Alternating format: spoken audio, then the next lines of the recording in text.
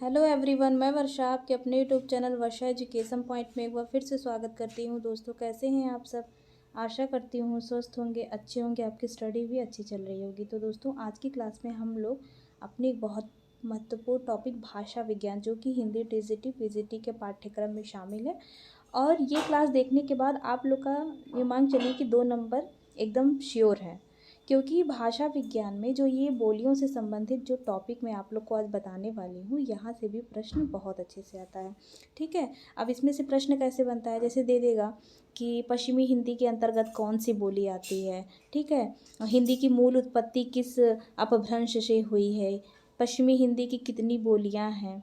ठीक है, तो मतलब ऐसे बहुत सारे जो है दोस्तों अच्छे अच्छे प्रश्न आते हैं उपभाषा और बोलियों के अंतर्गत। तो हम लोग इस क्लास में देखेंगे। और ये मान के चलिए दोस्तों, ये क्लास बहुत इंपॉर्टेंट होने वाली है। इस क्लास से आप लोग का जो है 2 नंबर तो कन्फर्म है भाषा विज्ञान से। ठीक है, और मैं आप लोग को अभी ये वीडियो पढ़ाने के बाद लास्ट में बताऊंगी भी कि प्रश्न किस प्रकार से पूछा गया है। तो इसमें देखिए टॉपिक क्या है दोस्तों, कि अपभ्रंश तथा उनसे विकसित उपभाषा एवं बोलियों का विवरण। ठीक है, अब इसमें जैसे पूछता है कि अब ये देखिए अपभ्रंश है, ये उपभाषा है, और ये क्या है, ये बोलियां हैं। ठीक है, ये सब क्या है दोस्तों, बोलियां हैं। ठीक है, इसमें जैसे प्रश्न पूछेगा कि खड़ी बोली हिंदी की उत्पत्ति किस अपभ्रंश से हुई है। ठीक है, तो ये देखिए सौर श्रेणी अपभ्रंश है। सौर श्रेणी अपभ्रंश में पश्चिमी हिंदी आता है। पश्चिमी हिंदी के अंतर्गत जो है ये 5 बोलियां बोली जाती हैं। कौन सी? खड़ी बोली, ब्रजभाषा, हरियाणवी या बांगरू, बुंदेली या कन्नौजी। ठीक है, अब ये जो खड़ी बोली है इसका मतलब कई अन्य नाम हैं। अभी जैसे देखिए कौरवी तो है ही, उसके बाद आप लोग नोट कर लीजिएगा दोस्तों, सरहिंदी और हिंदुस्तानी, ये सब जो है खड़ी बोली के अन्य नाम है। ठीक है, एकदम ख्याल से आप लोग नोट कर लीजिएगा। कौरवी तो ठीक है कॉमन सा है, सब लोग जानते होंगे, बट सरहिंदी नोट कर लीजिएगा और हिंदुस्तानी। ठीक है, और एक चीज़ और कि राहुल सांकृत्यायन ने खड़ी बोली को कौरवी जो है का नाम दिया था, ये आप लोग याद रखिएगा इससे संबंधित। ठीक है, तो पश्चिमी हिंदी किस अपभ्रंश के अंतर्गत आता है? सौरसेनी अपभ्रंश।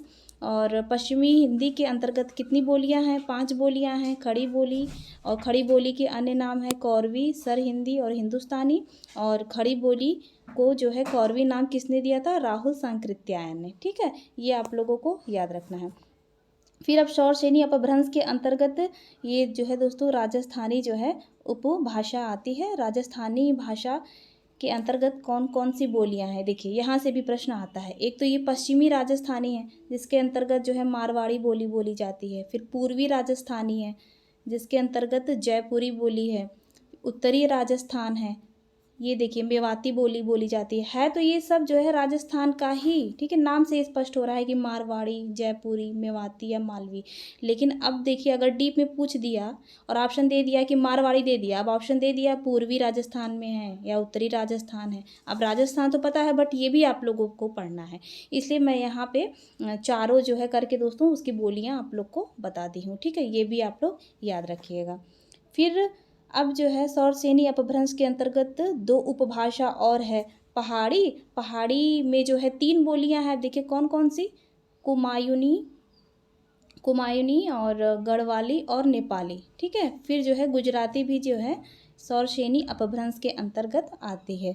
फिर जो है दूसरा है अर्धमागधी। अर्धमागधी जो है अपभ्रंश पूर्वी हिंदी के अंतर्गत आता है। और पूर्वी हिंदी में कितनी बोलियां हैं? कुल 3 बोलियां हैं। कौन कौन सी हैं? अवधी है, बघेली है और छत्तीसगढ़ी। ठीक है, अवधी, बघेली और छत्तीसगढ़ी। बुंदेली किसके अंतर्गत था? वो जो है पश्चिमी हिंदी के अंतर्गत था और सौरसेनी अपभ्रंश। ठीक है, फिर तीसरा है दोस्तों मागधी। मागधी जो है अब ये जो है बिहारी जो भाषा होती है उसके अंतर्गत आती है। बिहारी में भी 3 जो हैं ये देखिए भाषा है, भोजपुरी, मगही और मैथिली। ठीक है, और मागधी के अंतर्गत ही बंगला, उड़िया और असमिया भी जो है आता है। ठीक है, पैशाची के अंतर्गत जो है कौन कौन सी जो है भाषा है? लहंदा और पंजाबी। और ब्राचड़, ब्राचड़ में जो है सिंधी भाषा आती है। ठीक है, ये आप लोगों को याद रखना है। ये पैशाची और जो ब्राचड़ है ना दोस्तों, इसमें जो है कन्फ्यूजन बहुत होता है, इसलिए आप लोग इसको अच्छे से पढ़िएगा। ब्राचड़ आए तो सिंधी भाषा, पैशाची अगर आए तो लहंदा और पंजाबी भाषा, ठीक है। और महाराष्ट्री, ये तो जान ही रहे हैं आप लोग, जो है महाराष्ट्री जो है इसके अंतर्गत मराठी जो है भाषा आती है, ठीक है। और ये जो उड़िया, असमिया, बंगला, ये सब मागधी अपभ्रंश के अंतर्गत है, ठीक है। और अर्धमागधी पूर्वी हिंदी। अब मैंने आप लोग को बताया था कि प्रश्न कैसे बनेंगे। जैसे पहला प्रश्न तो आप ये जान लीजिए कि हिंदी की मूल उत्पत्ति, ये असिस्टेंट प्रोफेसर एग्जाम में पूछा भी हुआ है, आप लोग को बताना है सौर श्रेणी अपभ्रंश से हुई है, ठीक है, ये याद रखना है।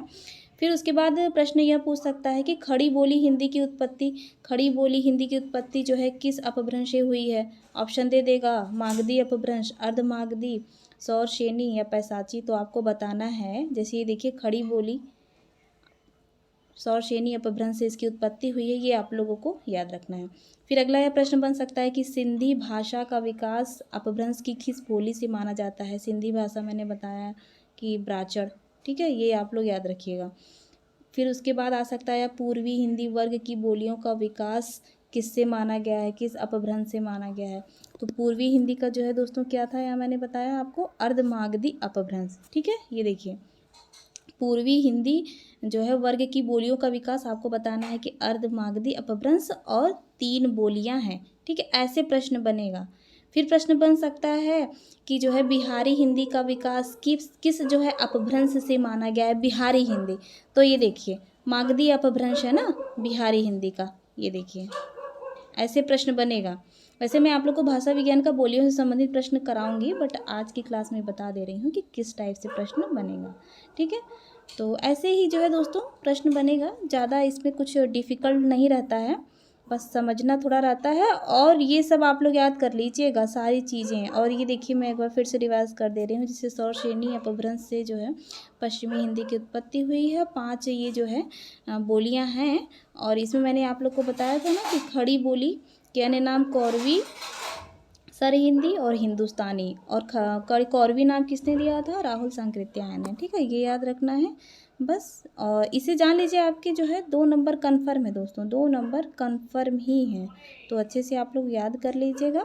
बाकी इससे जैसे प्रश्न बनते हैं जिस प्रकार के, वो मैं आप लोग को करा दूँगी, ठीक है दोस्तों। ये वीडियो कैसी लगी आप लोग ज़रूर कमेंट करके बताइएगा। अच्छी लगी होगी दोस्तों लाइक ज़रूर कर दीजिएगा। तब तक के लिए धन्यवाद।